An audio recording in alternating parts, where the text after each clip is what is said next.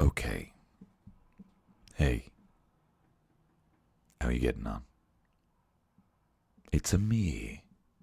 It's a me, T. David. It's a me, Mario. Hey, kid, how you getting on? All right, how you getting on? What's your name, little fella? Darren. How you doing, Darren? Tell me, do you like video games? Yeah. Well, tell me, who's this? It's a me, Mario.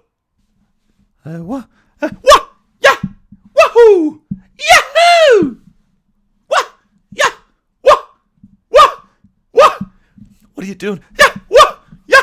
Wahoo! Will you leave me son alone? I'm just doing Mario for him. I'm just doing a bit of Mario. Jesus Christ. So that's as good. How are you doing? Welcome to Tony Cantwell's shit show, starring me, Tony Cantwell. And do you know what? I'm going to level with you. Tony Cantwell shit show, more like Tony Cantwell shit hole. The place is a shit hole. This office that I'm in, I'll tell you, this office looks how I feel. A bloody mess. I've not been looking after myself. I came on here spouting shite. I told you this, you can't listen to me. You shouldn't listen to me. I came on here spouting shite. New year, new me. I'm going to run a fucking 10k. Yeah, more like 10,000 fucking chicken balls. Instead of 10 kilometers. Instead of 10,000 meters, more than 10,000 fucking chicken balls. I'm a little pudding boy. I've not been looking after myself. I'm getting too many takeaways. I've been getting too many takeaways.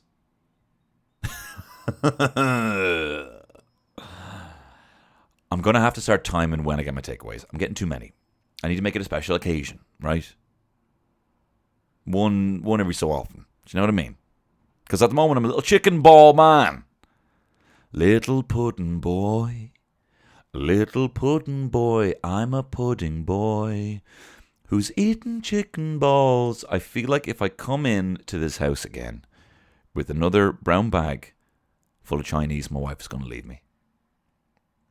It's got that bad. You know.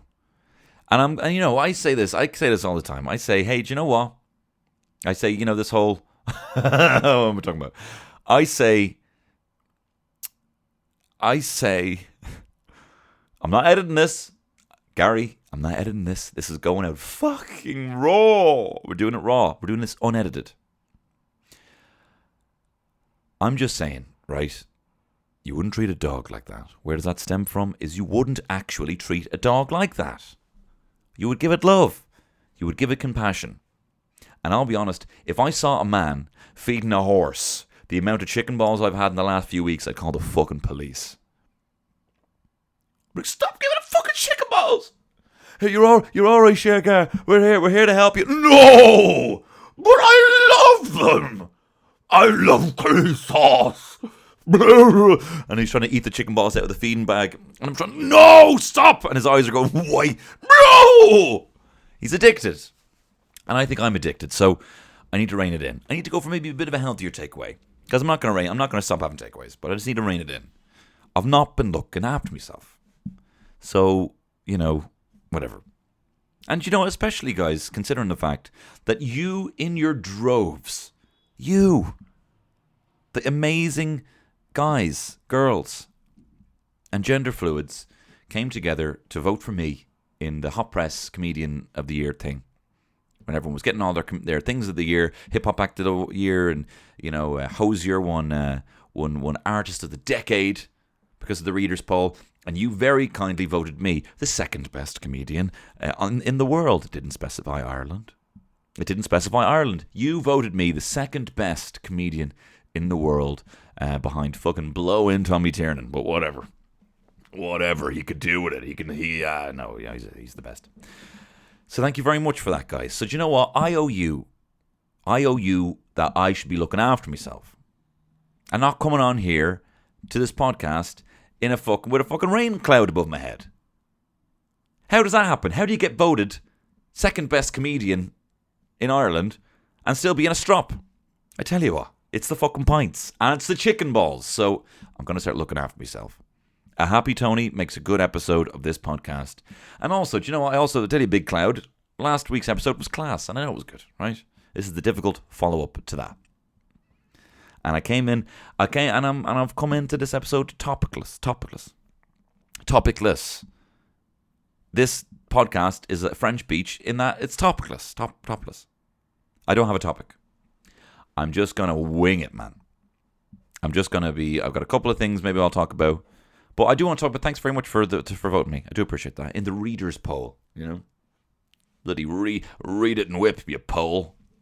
I'm going to go into a bloody, by Hot Press magazine from one of those Polski skleps. You know the Polish shops? They're called Polski skleps. And I'm going to go into the Polski sklep and I'm going to say, read it and weep, poll. I was voted number 2 in the reader poll. He'd be like, get out of the shop now. I've also had too much coffee. Guys, anyone want anything from the Polski sklep?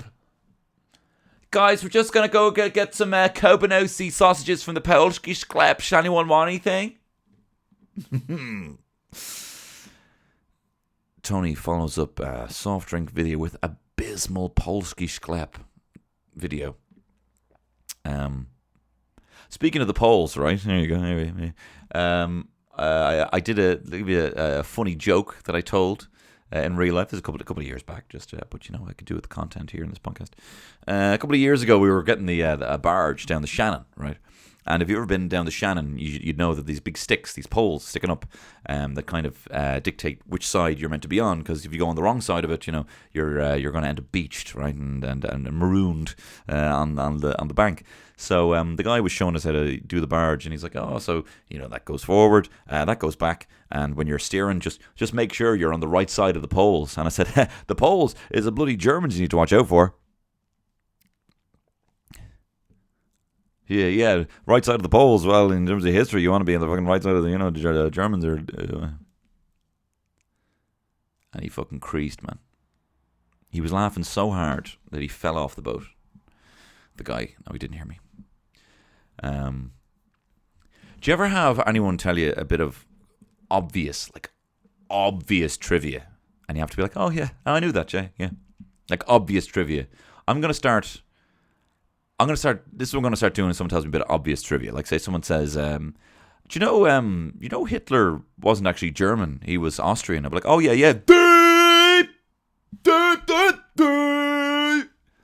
Hit them with an El Tuscan Raider. Did you know that hey, did you know Hey Jude, the Beatles song? Did you know that was originally Hey Jules? It was actually written about Julian Lennon. Oh yeah, really? I'm not having a go. Well, I am having a go, and I will have a go. And hey, if that's the intro, are you in for a phenomenal episode this week? Tony Cantwell's Shit Show. It's Tony Cantwell's Shit Show. And I know that the show is Tony Cantwell's Shit Show. Now there we are. I'm not going to lie, guys. Gary's in pretty good control. I keep telling him to fuck off, but he's got his fingers in today.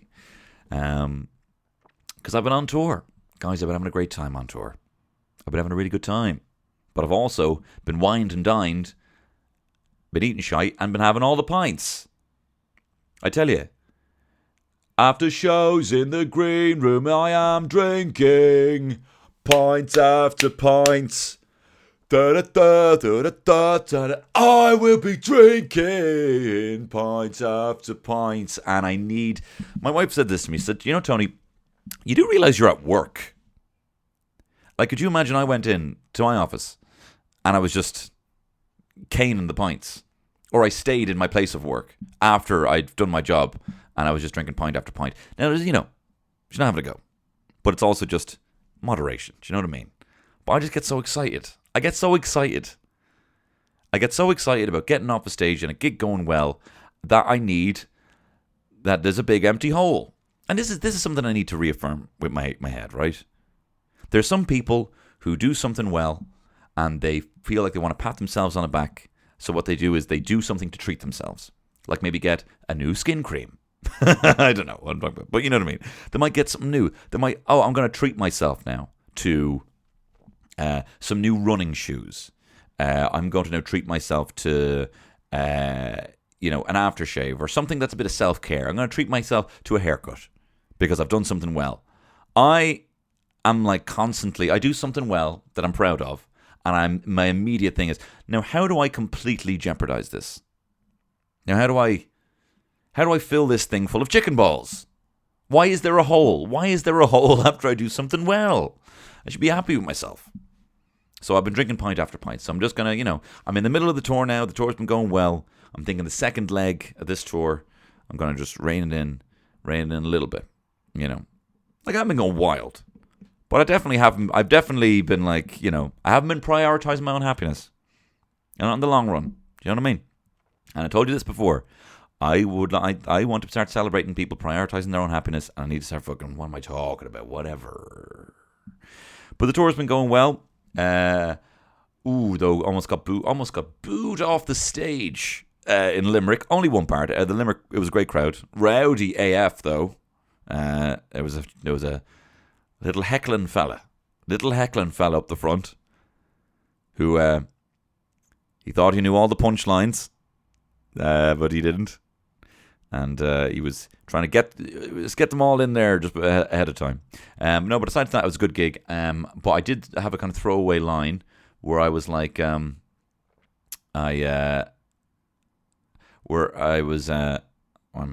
just distracted myself. We're not editing this, guys. We're going fucking raw. So I was talking about getting the bus in Dublin. And I was like, I was at the top deck of the bus, not to brag, but we have double-decker buses in Dublin, and everyone went, fucking boo, boo, I was like, fuck, what did I do?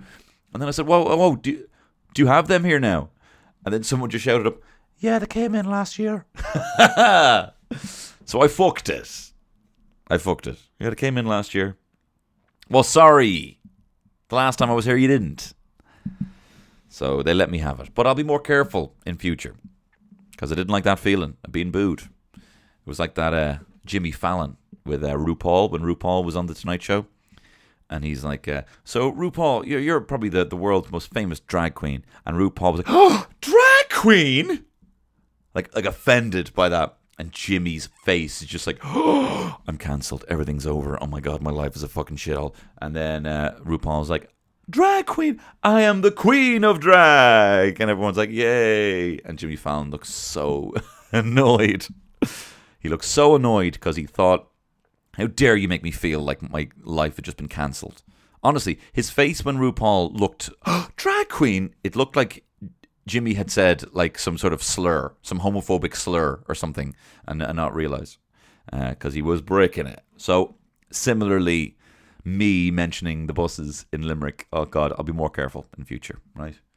I'm going to show up to all my gigs, say, hey, you promoter, what's your fucking name? Whatever. Yeah, what's the name of this fucking kip? Cork City?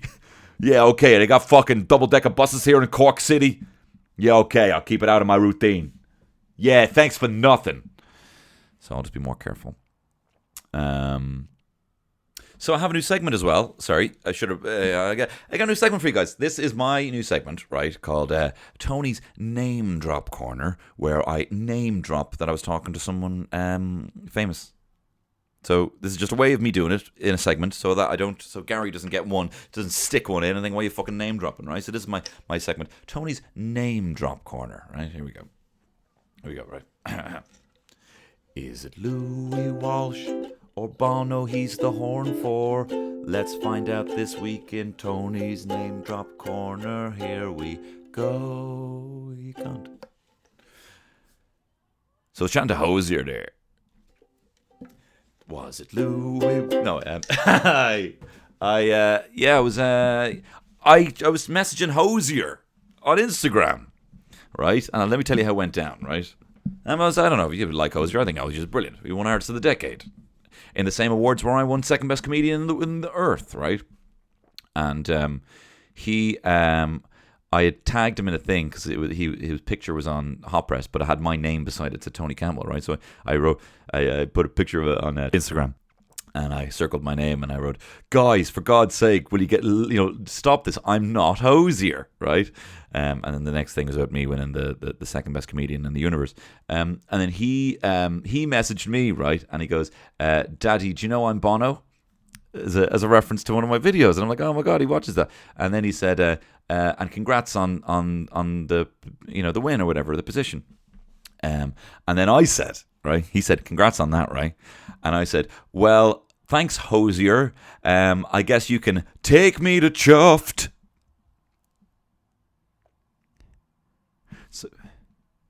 So he said, congrats on the thing, and I said, well, I guess you can take me to Chuffed. Take me to Chuffed.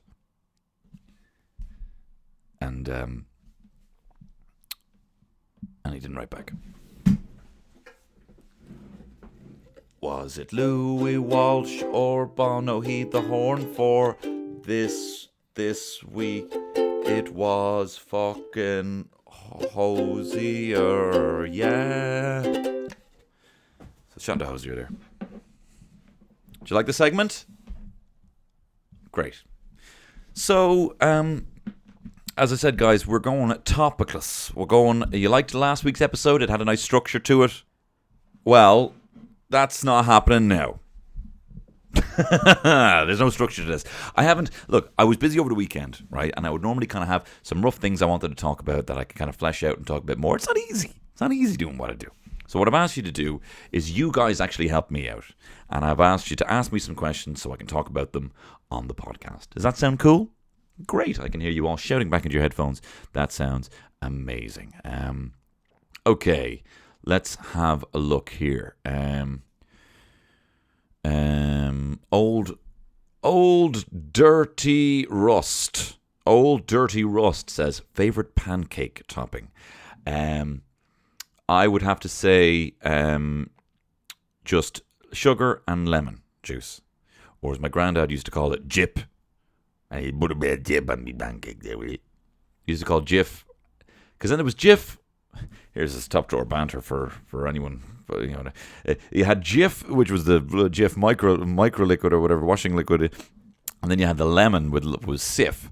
And my granddad used to call both of them Jip. Just put a bit of sugar and a bit of jip on that there. Hey, and what's the deal with pancakes? You eat one, and then you're like, I'm full. But you keep going. Mr. Money Murray says, talk about the Gaeltacht or the Debs Irish experiences. Are you a robot? Give me Irish experiences. I never went to the Gaeltacht, and I fucking hated the Gaeltacht. I tell you why, right? Because the Gaeltacht, this is what the fucking Gaeltacht did, right? School would finish, right? You're 13, you're 14, whatever it is. Your school finishes. You start chatting. You start chatting to some of the girls in the summertime. You're like, wow, look at this. Last year we were fucking running around, thinking a tree was haunted, going up to the haunted tree, and being within 100 meters of the haunted. There was a fucking tree. There was a tree apparently in St. Vincent's in Marino in Charlemont, right? And they said that the tree was haunted. It just looked like a haggard old tree. And we were like, oh, go close to the tree. That was the height of entertainment back then, going up to a tree that looked a bit dodgy. And then all of a sudden you're like, oh right, wow, there's girls here. I mean, they're all dressed in the same thing. They're all wearing T-shirts and flares and Converse, but whatever. There's still technically girls here. This is crazy. And you're trying to crack onto the girl. And then you think, right, this is going really well. Wow, I might lose my virginity this summer. And then what happens? They'll fuck off to the Gaeltacht. They fuck off to the Gaeltacht. They're hanging out with all the Northern Irish guys for whatever reason. The Northern Irish guys were big. Dublin girls love the Northern Irish guys. Northern Irish guys like Dublin girls. Whatever. They both like the accent.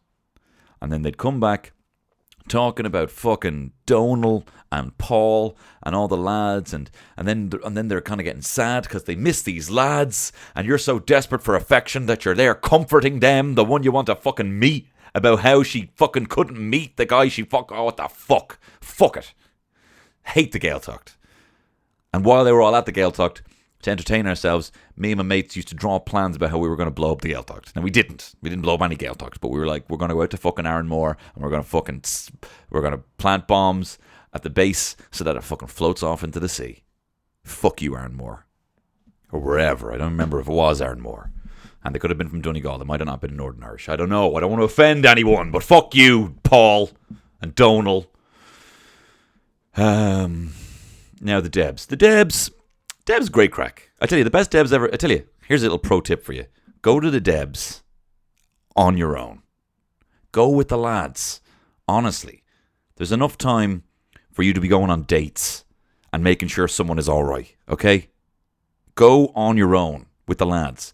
I've gone to 3 Debs, right? I went to the Maryfield Debs with my ex-girlfriend, and then she went to my art school Debs, and then I went to another art school Debs, right? I went to 2 art school Debs. I went to one because we had a lot of friends who had gone. So I decided to do transition year. And so then I had a lot of friends up until that point, from up to 3rd year. So then when they were finishing, they were having their Debs. And I'm like, you know what? I know all those. Can I go to that Debs as well? And we were allowed to buy tickets and go to their Debs, even though we were in 5th year. They were in 6th year, right? And then I went to another Debs the year after.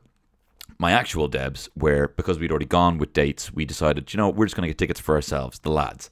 Fucking best Debs ever. It was just you don't have to worry about, is everyone all right? Hey, we're out here, it was fucking cut loose. It was unreal. My recommendation, go with the girlos. If you're a girl, go with the boy-raz. If you're a boy, don't bring a date to the Debs. There's plenty of time to be sitting down at boring dinners. Although your man, what was his name? Eurostar, George Murphy, right? George Murphy was at the Maryfield Debs. And we were like, yeah, old triangle, yeah, kiss it out, old triangle there, George, get that old triangle. And then he sang the old triangle, and you could hear a fucking pin drop. It was brilliant. So, shame on me.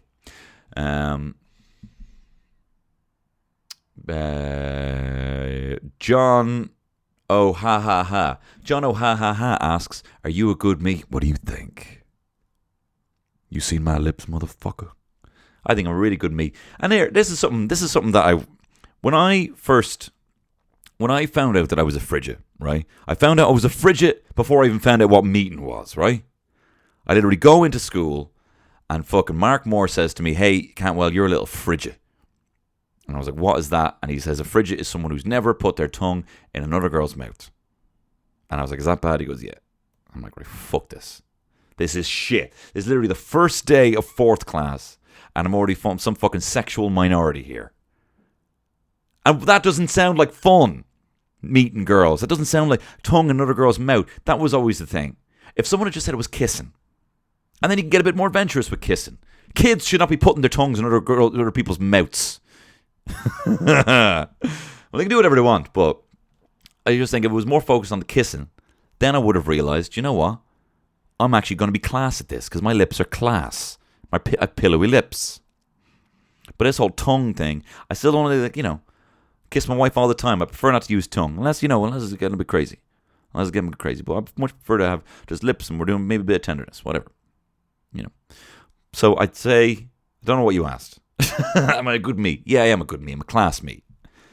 And I would say to kids who are frigids, if you're a frigid, don't focus on the tongue thing. That gets scary, right?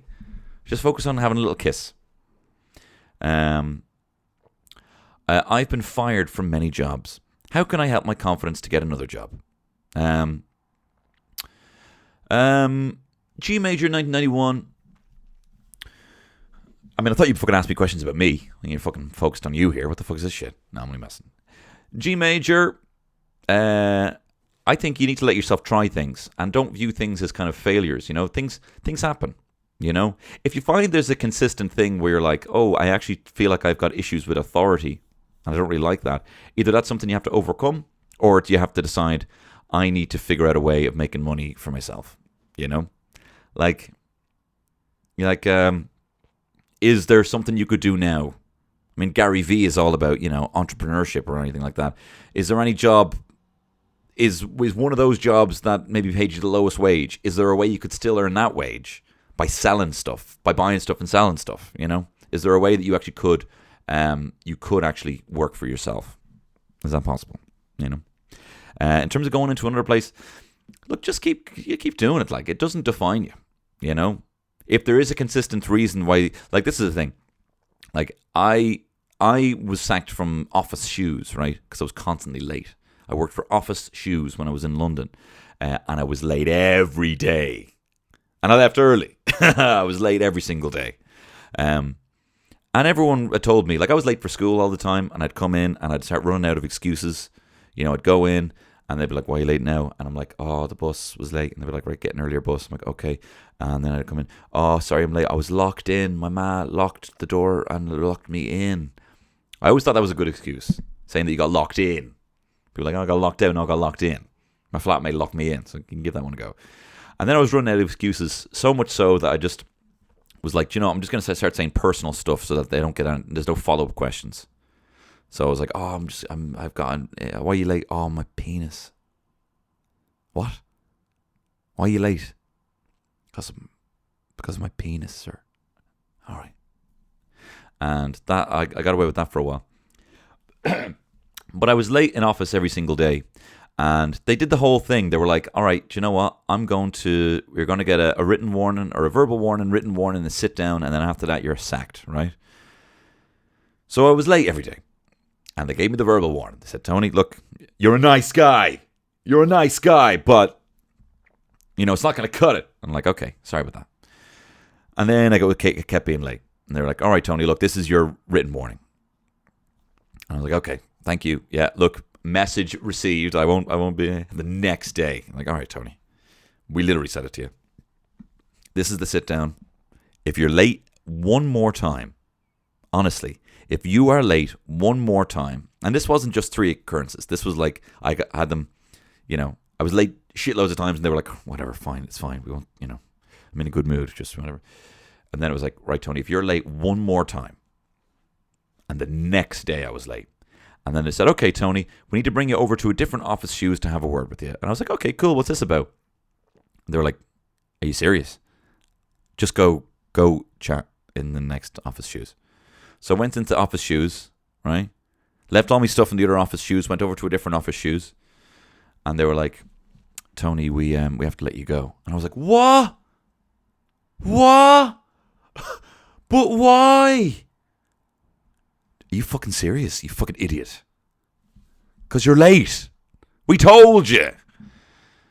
So what happens? Right? You just, you know, but I didn't want to work in a shoe shop. But I should have, but that's something that is something that regardless, there was a skill there I needed to learn, which was not be late all the time. You know?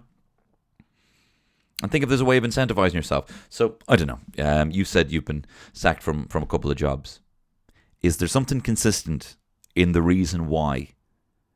You know, if it is an exterior factor like the boss was a cunt, might be the case that, you know, might have been, but you know what? It might just be the case that you're viewing it maybe that way. And if other people aren't having the same experience, then maybe it is something on you. Not having a go. Maybe it's something on you. But if you find that there is something like, say you're working in a bar and you keep getting the orders wrong, maybe your brain doesn't work that way. Maybe your brain doesn't work in terms of being able to kind of keep tallies of orders, you know?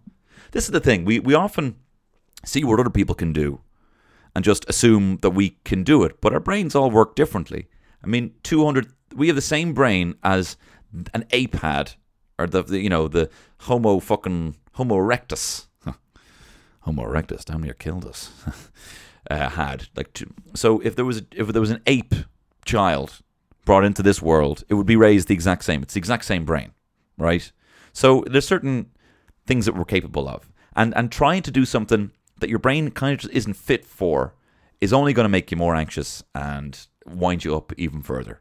And maybe just there's aspects of life that you know there's other types of things. Maybe a better job is you kind of been left to your own devices. Maybe a better job is like working in IT or being left alone with like a project where you can just kind of tinker away with your headphones in. That's a bit more technical, coding or something like that. I mean, definitely coding is a different part of a brain than retail, you know? So, you know, if you've sent me this message, you're probably under 30. So you've got plenty of time. Like, view it like the people. It isn't the old model And people still think that obviously it isn't the old model where you have a job for life. We know that. But the official model is you have a job for 5 years and then you get a different job. And that can be a different career. So embrace it, Embrace it. Allow yourself to be sacked and try something else.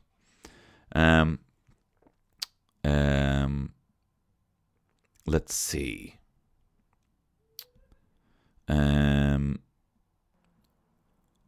Crooked Vulture _ asks, what is the greatest bass line ever? I think it is Too Shy by Kajagoogoo. Ba-dooba-dooba-dooba-dooba-doo. Ba-dooba-dooba-doo. Blah-dum-blah-dum-blah-dum-blah-dum. Blah-dum-blah-dum. You can give that a lash.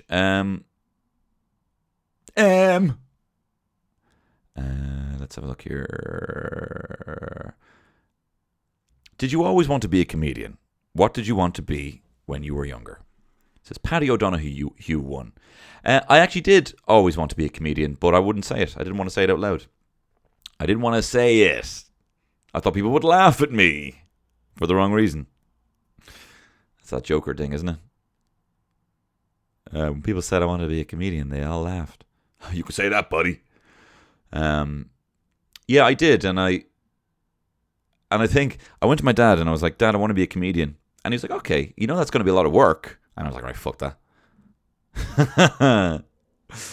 And that, but it's like anything. But I don't know what it is about being a comedian. People don't want to ever think, no one ever says that they're funny. No one will ever say, it's like, so you're being a fucking model, right? Notions. Fucking notions on you. Or it's never the same with a singer. People seem to tolerate that, but a comedian, you think you're fucking funny, or I want to be a footballer. Like, you're not fucking that good. People feel like they want to fucking take it down. And I think it's people kind of, I think when people hear that and they think, like I remember hearing people in school thinking, I want to be a professional footballer. People being like, you fucking, And I think the reason people shit on that is because it kind of echoes in their brain where they're like, oh, that's too big a dream. And, that's too big of a dream. And are you telling me that we can actually be whatever we want? And that I actually can fulfill my dreams? And they need to kind of like, no, that's not going to happen. It's not going to happen for me. It's not going to happen for you. So I need to bury your dream. I think people get a kind of, and like I don't begrudge people. It's just a kind of way of coping. It's a way of coping with that terrified part of your brain, a terrified part of your brain, which is like, if I can convince myself this can't happen, I'll never be disappointed that it never happened. So you kind of want to keep that healthy in your head. Like I even find it now. Like I find myself just fucking crippled with paralysis sometimes of like a Monday or a Tuesday when I'm like, I have my dream job here and I don't know where to start. I'm always coming up with ideas, but then I'm like, and actually following through with it and trying to develop it, and then the part of the brain comes into it where it's like, it's not going to be as funny as the original idea. The original idea is something pure. Don't tarnish it by trying to actually make it, because it's not going to be as good as you thought it was going to be, and you're kind of crippled by it. And it's just that part of your brain that's a resistance that's kind of saying, no, don't try, because you might hurt yourself. It's kind of protecting yourself. Anyway, you asked me, did I always want to be a comedian? Yeah, I did. And then when I didn't think that was possible, then there was no reason to think it wasn't going to be possible. But then I was like, no, do you know what? I'm going to be a director. I'm going to be like Kevin Smith. I really wanted to be a director. I really wanted to make movies, comedy movies. I even wrote a script when I was like 15 called Line Wars, which was basically like Clerks. And it was Clerks taking place for two lads camping out for episode 1. To queue up for episode 1 to watch The Phantom Menace. And actually, do you know what? It wasn't bad. Because it actually had more themes than I would give it credit for. It was like thematically all about kind of being a bit of a dosser and putting everything on the line just for the kind of gratification of a film, and it never matching up to your expectations, and life not really matching up to your expectations. And then I thought, yeah, I'm going to be a director. I'm going to be like Kevin Smith. And then I was like, you know, I I didn't have the fucking belief. I didn't have the belief. I was deluded enough, but I didn't have the belief. I didn't have the belief just to say that's what I want to do. But I heard Jerry Seinfeld, I think I've said this on the podcast before. Jerry Seinfeld said that he did his very first comedy gig. He died on his arse. And then someone said, well, why did you go back up? And he's like, because that's what comedians do. I was a comedian. As soon as I went up on the first stage, that's what I do. I'm a comedian. You know, I find... Here's a little tip for you, right? If you got something that you really want to do, and say if it's you do want to get into comedy, say you want to be an actor, say you want to be an engineer, you know, why don't you write it down? Why don't you put it on your Twitter bio? Why don't you put it on your Instagram bio? You know, Jimmy Clem, engineer. You know, Tassel McGavin, actor. Brad Bosco, author. Whatever. Just act like it, you know. Put it on the bio and start acting like it. Let's see here. Hey kid. Spoiler alert. I tried to make it raw. It was not fucking raw. This podcast has not been raw. I've edited this. In fact, from the last voice that you heard, before this one started becoming all hushed and quiet, was at like 11 a.m. And now it's 12 a.m. The following 12 hours. Because I had a little strop. For whatever reason, Gary got very loud, and I slammed my laptop closed, and I fucking stormed off for the day. And I was like, fuck it. I'm not even going to fucking put one out. I'm not even going to put one pot. I never actually said that. But I was kind of like, fuck this. Fuck talk. I don't want to be talking. I got in my head, like, why am I giving advice? Why, you know, spoofer on show, huh? Why am I giving advice? So I thought, what am I doing? So I slammed it. And now I'm back. And am I more relaxed? Not really. It's just one of those days. I just need to have a little nap. Well, not a nap, but I'll go for a little... I'm going to go to bed, but I'm going to read out more. I'm going to answer a few more of these questions. I'm going to pick a different topic. I'm going to pick a topic next week. I'm not going to do this. Let's see. What are people saying? When you come into Switzerland? Says putane. Someone says that. Hey man, you find me a 60-seater venue minimum, and I'll be on my way to Lucerne in no time. Do you love Fanny? Says Brian Murphy. I do. I actually, my wife slags me all the time because whenever I see like a jellyfish or like a really fancy looking flower, she's always like, you're thinking about Fanny? And I was like, yeah, I'm thinking about Fanny. Silks as well, the way they drape. You don't need to know this. Yeah, like I love Fanny. I think Fanny's class. I mean, I have, spoken for her. I have one that I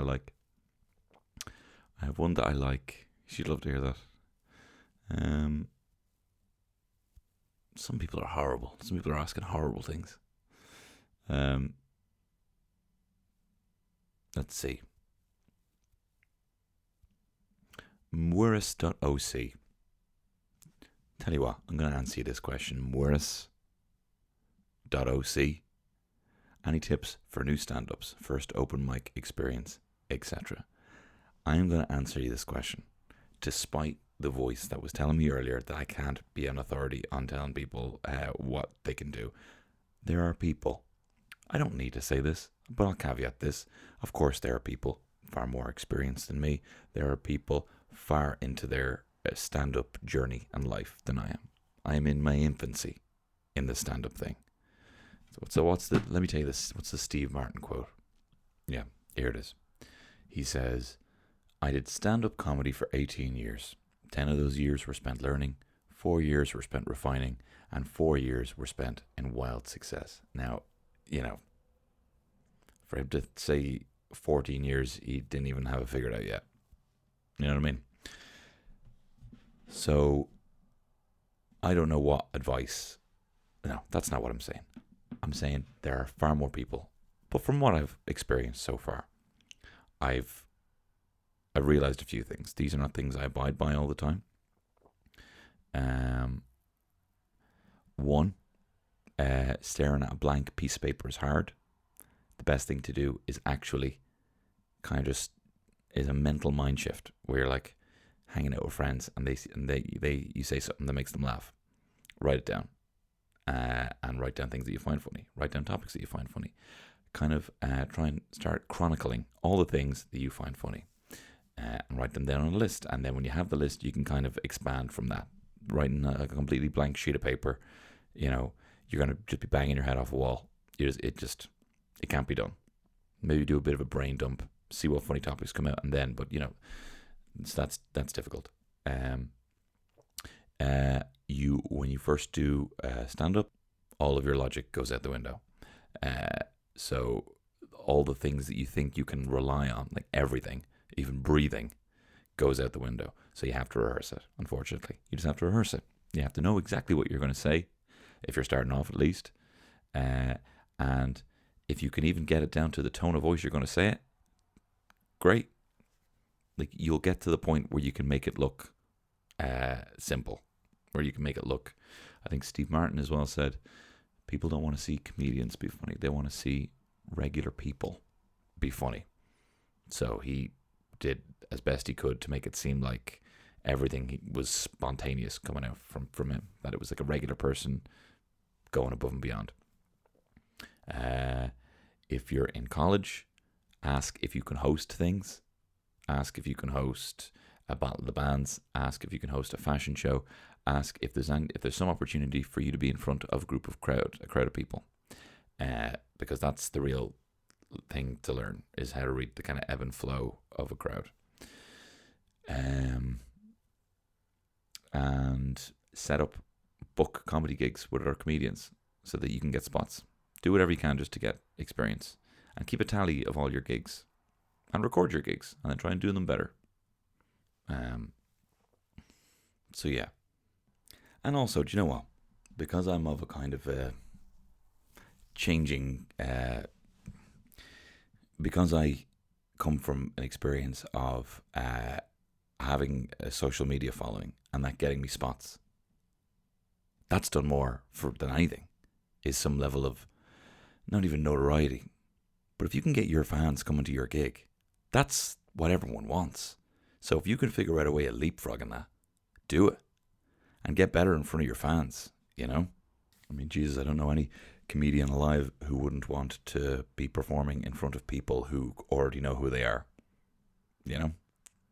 So, even if it's not necessarily putting out sketches or putting out videos, and definitely don't put out any videos of you doing material yet. One thing is you're going to have, it's not going to be good enough yet. And also, you're also not going to be able to perform it again. And you need to kind of, don't put that out for the first 2 years, I'd say, until you're getting paid regularly to do it. Until you're you have so many jokes that you're throwing them out to make room for your other jokes. Then put your stuff online. But I would start a fan page or a page for your comedy. And I would personally ask every single person who currently follows you on any other social media, whether it's Instagram, Twitter, TikTok, whatever it is, you personally, each person, message them and ask them to follow you on this.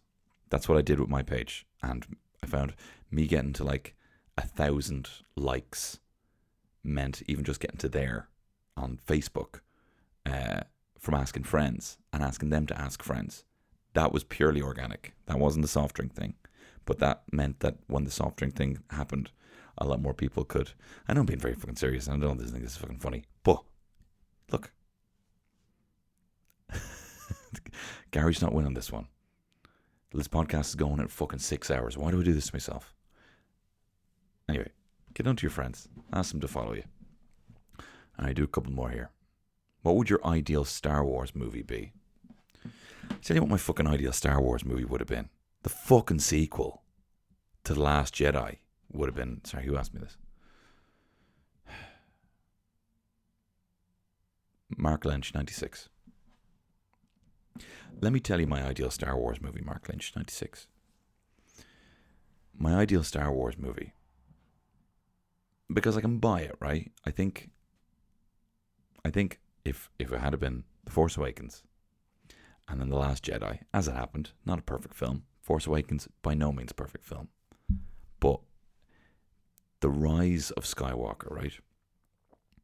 If it had been, Kylo Ren is Supreme Commander and he's almost on a fucking genocidal fucking rant, genocidal tirade across the galaxy.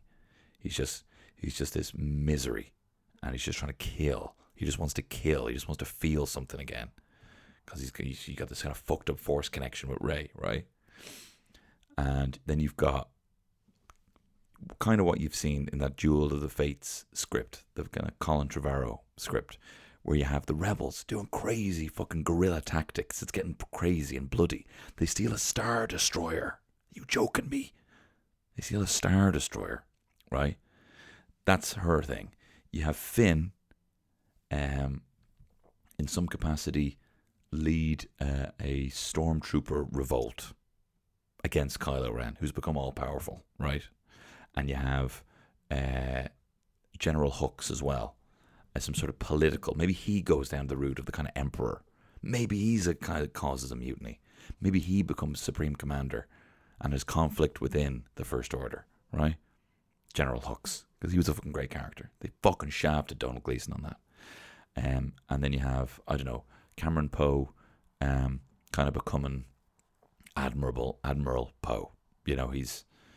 He's kind of become a bit more of a forced himself to be a bit more of a diplomat in the fight to kind of get more ships for the final battle.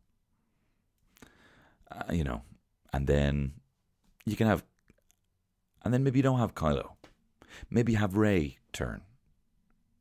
Maybe you have Rey. I don't know. Whatever.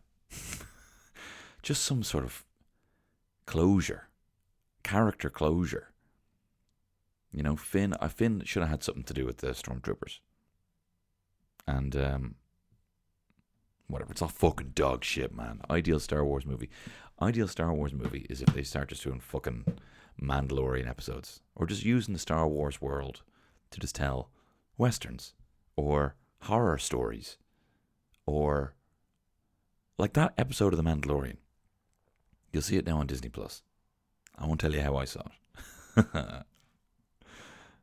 But there's one episode where literally they use the same corridor background over and over to tell this kind of like bottle episode that all takes place on one space station, and it's equal parts, heist movie, horror, and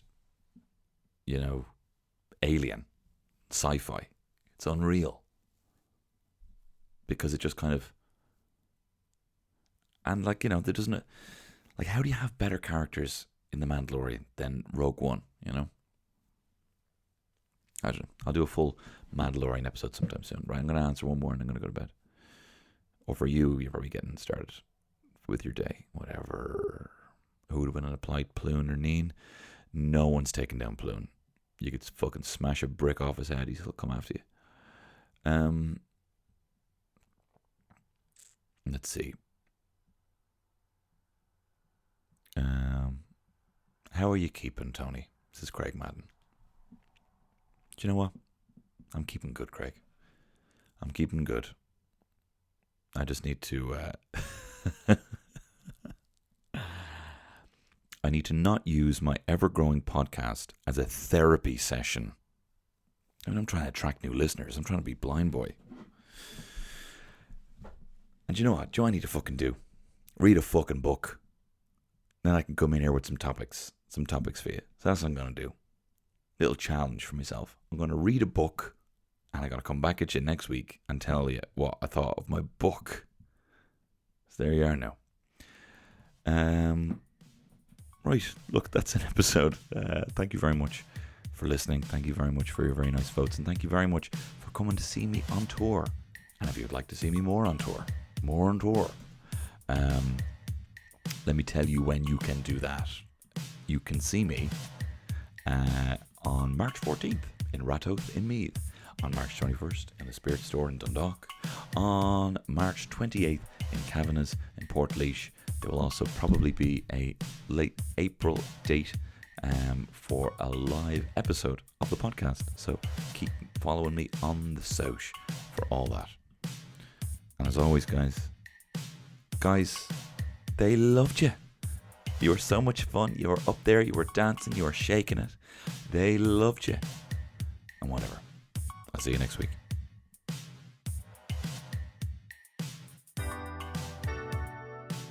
It's only a shit show.